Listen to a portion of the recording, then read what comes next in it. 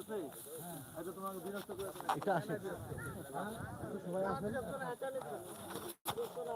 কাজের সময় কাজ করেছেন আমরা এইবারে তিন বছর যারা এলে সবাই একতা হয়েছে আমরা আজকে ধানের শীষে ভোট দিব আর ওই ভোট দিব। বাহ ভাই সুন্দর ঠিক আছে?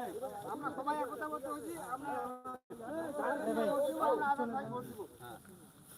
এই যে তোমরা যে মোর প্রতি যে বিশ্বাস এই যে ইতিমধ্যে এক কথা হয়ে গেছে তুমিও কথা দেখো তোমার স্থানে যা করিবার দরকার